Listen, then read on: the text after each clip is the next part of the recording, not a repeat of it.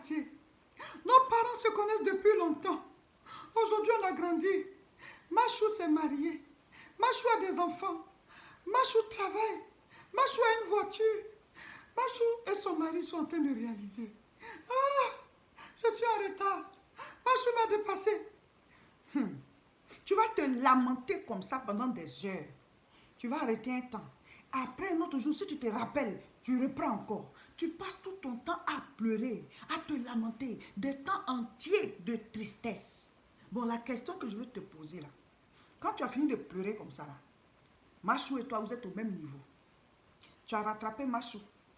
Quand tu finis de pleurer comme ça là, en même temps, toi aussi, tu as eu du travail, tu t'es marié, tu as des enfants, tu as une voiture, et ton mari et toi, vous êtes en train de réaliser aussi en même temps. Les pleurs là, ça te sert à quoi? Ça te sert à quoi? Dites-moi, avec qui êtes-vous en compétition? Avec qui?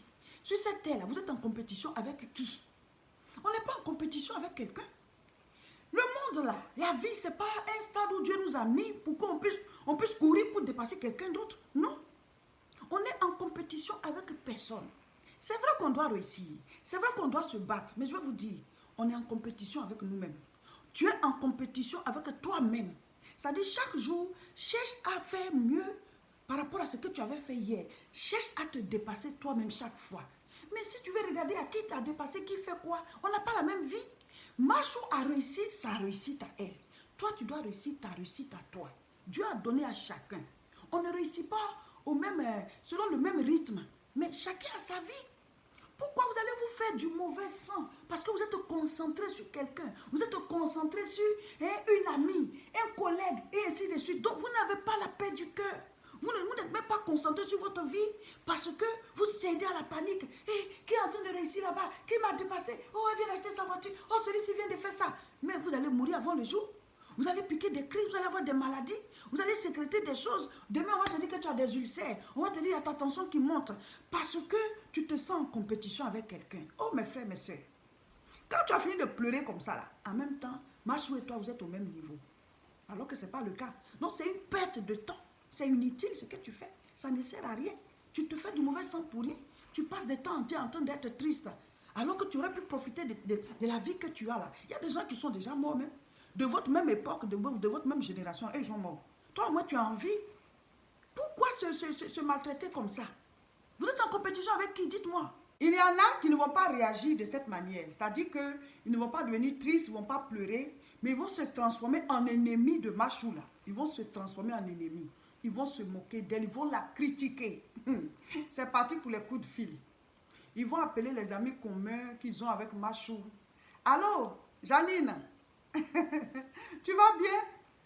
La dernière fois, on s'est retrouvés au mariage de Machou là. Oui, oui. Tu sais de quoi je vais parler, non? Sa robe. Oui, oui, sa robe. Mais c'est pas possible. Sa robe n'est même pas belle. Et Machou aussi, comment elle peut choisir une telle robe? Regarde sa coiffure aussi. Non, mais elle est sans style. Je te dis, elle est sans style. Et puis c'est ce genre de fille-là qui trouve la bénédiction. C'est ce genre de fille-là qui trouve les bonnes personnes à épouser là. C'est quoi ça? Regarde sa robe. Regarde la voiture de mariage. Il paraît que son mari voulait lui acheter une voiture là. Tu as vu ce qu'elle a choisi? Non, mais c'est pas possible. Non. Non, sincèrement. Sa robe n'était pas belle. Elle n'était même pas belle. Le jour de ton mariage, regarde comment elle était. Non, mais c'est pas possible. Quand tu as fini de critiquer Machou comme ça, là, en même temps, vous êtes au même niveau. Quand tu as fini de la critiquer, là, tu as rattrapé Machou. Voilà, c'est ça. Donc, quand tu finis de la critiquer comme ça, en même temps, toi aussi, tu t'es marié. En même temps, toi aussi, voilà, tu as une voiture, tu as du travail. En même temps, tu as tout ce qu'elle a là. C'est ça? Vous voyez? Ça ne sert à rien. Ce n'est pas la bonne manière. Vous êtes en train de devenir sorcier comme ça. Tu es en train de devenir sorcière comme ça. Et il y a des hommes aussi qui réagissent de cette manière. Ils se sentent en compétition avec leurs amis, avec leurs collègues, avec leurs cousins, en tout cas, quelqu'un autour d'eux. Donc, vous cédez à la panique. Il a acheté sa voiture. Il vient de se marier. Ah, il a construit. Oui, il a eu un bon boulot. Oui, il allait en mission à l'extérieur. Il lui fait des voyages. Donc, vous n'êtes pas en paix. Vous n'êtes même pas heureux. Vous ne profitez pas de votre vie parce parce que vous êtes concentré sur un ami, sur un ami d'école, oui, un cousin, ainsi de suite. Vous vous sentez en compétition avec quelqu'un. Vous faites du mauvais sang pour rien. Vous vous faites du mauvais sang pour rien. Vous êtes en train de vous détruire. Vous allez vous attirer des maladies. Mon frère, ma soeur, on n'a pas la même vie. Ce que vous devez comprendre là, c'est que les êtres humains sur la terre, c'est comme, vous voyez, c'est comme si les plantes reçoivent les mêmes conditions de température, de lumière, d'eau et tout ça.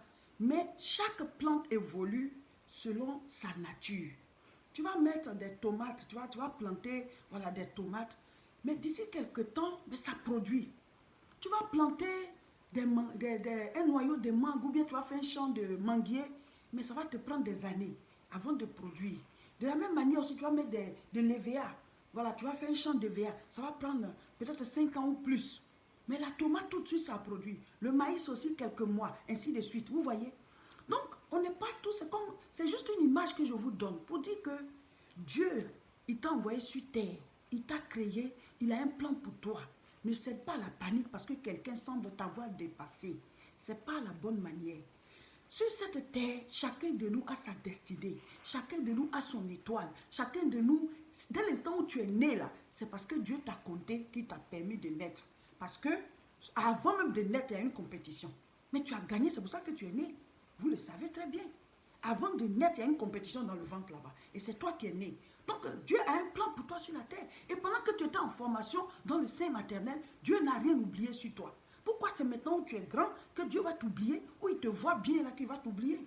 Non, mes frères, mes soeurs, ce n'est pas la bonne manière. Non seulement ça ne résout pas le problème, mais ça nous fait encore régresser et ça nous transforme, ça nous change, ça change notre nature. Soit tu deviens triste à l'excès, ou alors tu te transformes en ennemi de cette personne qui a réussi. Ce n'est pas la bonne manière. Finalement, tu oublies ta vie et tu vas encore être plus en retard même qu'avant. C'est ce que vous oubliez aussi. Parce que le fait de développer de mauvais sentiments, là, ça vous fait reculer encore. Or, si tu as de bonnes idées, tu prends la chose, tu te dis, ben, c'est la vie, et tu te bats sur toi-même, pas parce que tu veux rattraper quelqu'un, mais parce que tu veux réussir de ta propre réussite. Tu vas voir que tu auras la paix du cœur, ta vie sera paisible, tu vas réussir ta réussite à toi. Vous savez, le plus important, ce n'est pas où on est né, ce n'est pas la famille de laquelle on est sorti, ce n'est pas ça le plus important, c'est qui est né. Qui sommes-nous? Quelle grâce Dieu a mis en nous? Pourquoi est-ce qu'il nous envoie sur terre? Qu'est-ce qu'on est venu accomplir? Et on n'a pas besoin, on n'a vraiment pas besoin de céder à la panique par rapport à la réussite de quelqu'un. Jésus-Christ lui-même, il est né dans une étable, parmi les moutons. Vous comprenez? Mais ce n'est pas l'endroit où il est né qui était le problème, c'est qui est né. Qui est né? Son étoile brillait. Les gens sont venus l'adorer, même là, dans cette étable-là. Là où il était couché dans la mangeoire, là, les gens sont venus se prosterner pour l'adorer. Vous devez connaître qui vous êtes. La vie de l'autre n'est pas ta vie.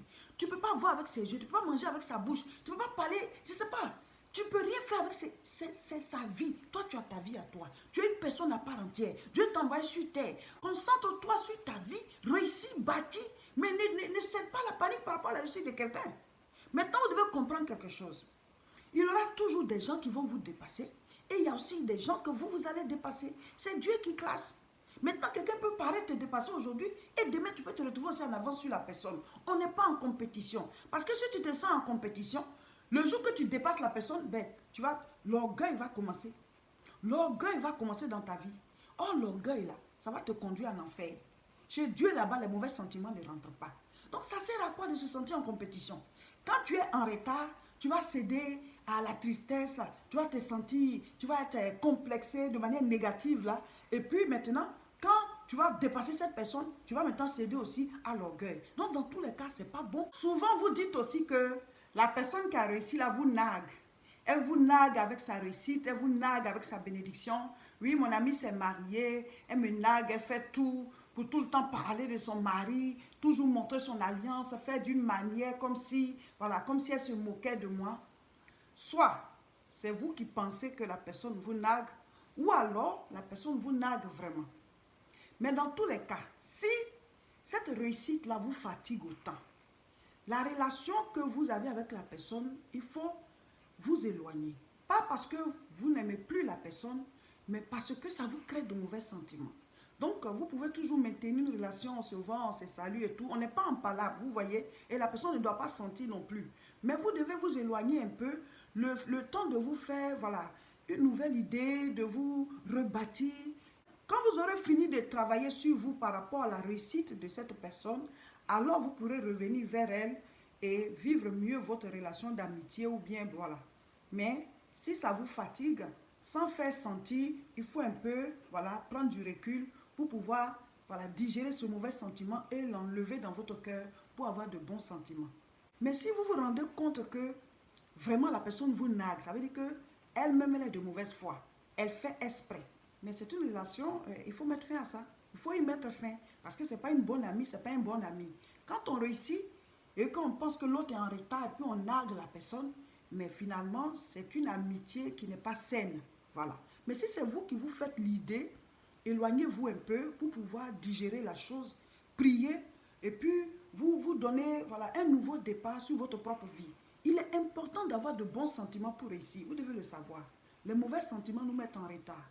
Ça nous empêche d'agir, ça nous empêche de poser les bons actes. Donc, il faut que vous ayez de bons sentiments. C'est très important. Donc, on est en compétition avec personne. Bâtissez votre vie. Réalisez-vous. Dieu est pour nous tous. Dès l'instant où il t'a envoyé sur la terre, c'est que tu fais partie de ses enfants. Il est pour nous tous. Bats-toi, il va t'aider. Et surtout, il faut prier. C'est parce que vous ne priez pas souvent que les choses spirituelles empêchent votre réussite. Et tout à l'heure, je vais lancer le programme. Je vais vous annoncer le programme qui commence cette semaine. On va prier. Donc, ceux qui sont intéressés à prier pour pouvoir briser certaines barrières qui les empêchent de réussir, mais vous allez nous rejoindre dans ce programme. On va le faire en ligne. Voilà, on va prier sur 2 mois.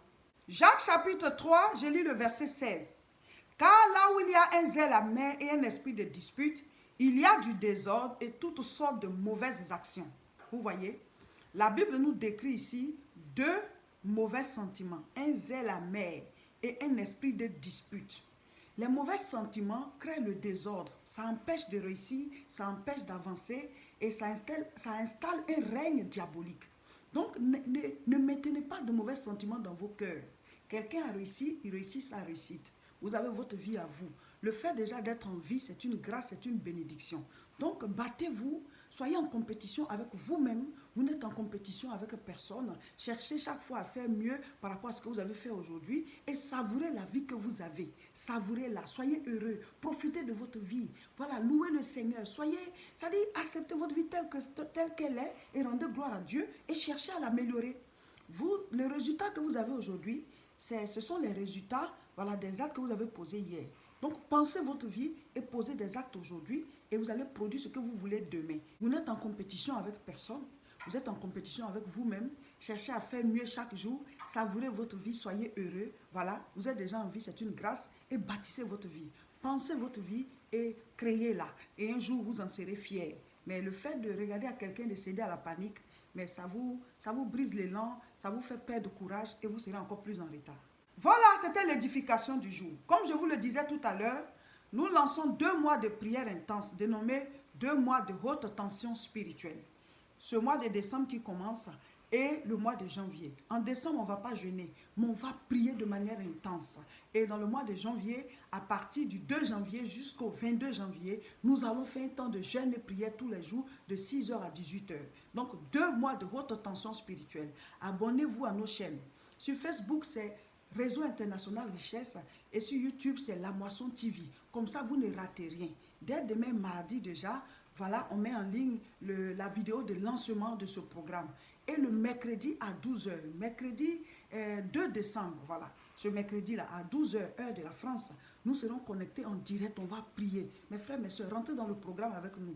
Suivez les vidéos, on va vous donner les programmes au fur et à mesure. Et le samedi aussi, ce samedi 5 décembre à 18h, là c'est à 18h, toujours en ligne sur la page Réseau International Richesse. C'est que sur Facebook, connectez-vous, on va prier.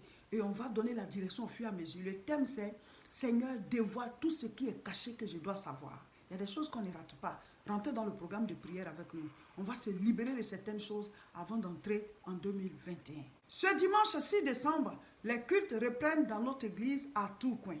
La salle, l'adresse est 48 rue Saint-Omer, 59 200, c'est à 10h. On ne sera donc pas en direct ce dimanche à 10h. Le direct, c'est le samedi à 18h. Donc, Donc, un jour avant. Toujours Heure de France sur la page Facebook Réseau International Richesse.